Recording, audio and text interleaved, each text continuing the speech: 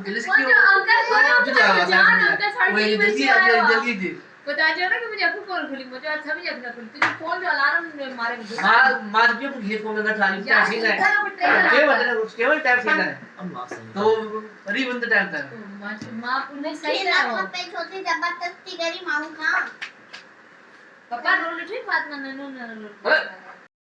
अस्सलाम वालेकुम my YouTube family.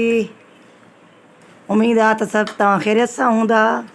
माशाल्लाह सां अॼु 20हों रोज़ो खोलियूं पिया।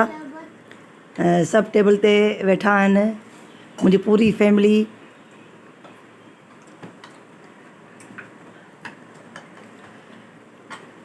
ॿार बच्चा वॾा सभु रोज़े खोलण में अफ़्तारी करण में मशगूल आहिनि। सभु काफ़ी टाइम खां मूं सिंधी में अञा व्लॉग कोन ठाहियो आहे। सो अॼु सोचियमि त अॼु 20 रोज़े जो मां व्लॉग ठाहियां। सो हींअर असांजी अफ़्तारी हले पई।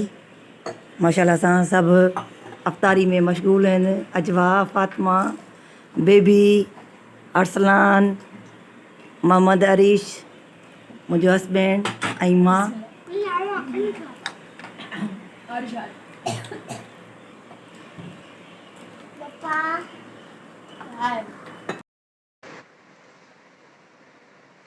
ऐं सभिनी जेको सो नमाज़ पढ़ी छॾी मगरिब जी रोज़ो खोलण खां पोइ। ऐं मुंहिंजो हस्बैंड साहब बि अची वियो आहे नमाज़ पढ़ी। हाणे जेको कुझु बचियो आहे इहे सभु लॻा पिया आहिनि टेबल ते। अरीश पंहिंजा खाइण में लॻो पियो आहे ऐं मुंहिंजो हस्बैंड साहब शरबत पियो पीए जेको सो नमाज़ पढ़ी। ऐं जेको बि हिते तव्हां टेबल ते ॾिसो पिया इहो जेको बि आहे इहो वरी थोरी देरि खां पोइ सभु ख़तमु थी वेंदो। आहिस्ते आहिस्ते सभु को चुगणु ईंदो हिनखे। ऐं हाणे एतिरा थांव हीअ लथा आहिनि जंहिं ते असां खाधो आहे जेको पोइ हाणे असां हिनखे धोइण लाइ खणी वेंदासीं किचन में।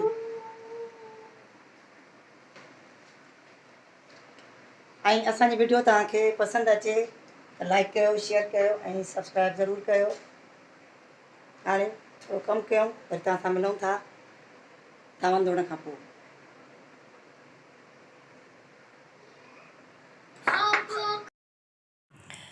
थांव जीअं ई मां किचन में रखिया अची त बेबी बि नमाज़ पढ़ी अची वई ऐं बसि चई आंटी तव्हां हटो ऐं मां थांव धोआं थी।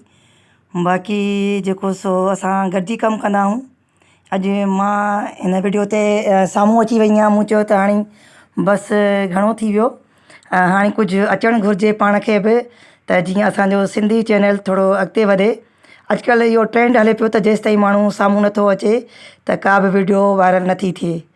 सो प्लीज़ सिंधी भाइर भेनरुनि खे जेतिरा मुंहिंजा शहरी ॻोठाणा मुंहिंजा भाइर भेनर आहिनि मुंहिंजी सपोर्ट कनि सिंधी चैनल खे त जीअं मुंहिंजो चैनल अॻिते वधी सघे। तव्हां ॾिठो हूंदो त उर्दू में चैनल तमामु घणा आहिनि ऐं वधी विया आहिनि। मुंहिंजो चैनल हिकिड़ो उर्दू में बि आहे सोलंकी फैमिली व्लॉग। उनखे बि तव्हां सपोर्ट कयो ऐं हिनखे बि सपोर्ट कयो त जीअं असां अॻिते वधी नयूं नयूं वीडियो ठाहियूं। तव्हां असांखे आइडियाज़ ॾियो।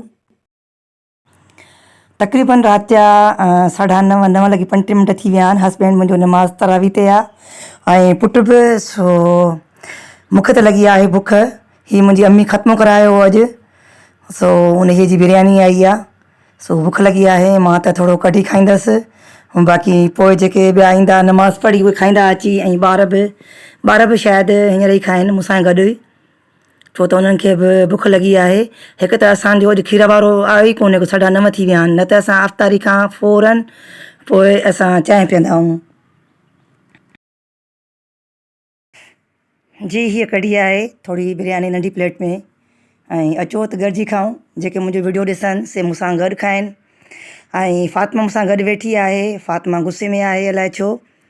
ऐं ॿी ॻाल्हि त वीडियो पसंदि अचे त लाइक कयो, शेयर कयो। मिलंदासीं वरी नेक्स्ट वीडियो में। अल्लाह हाफ़िज़।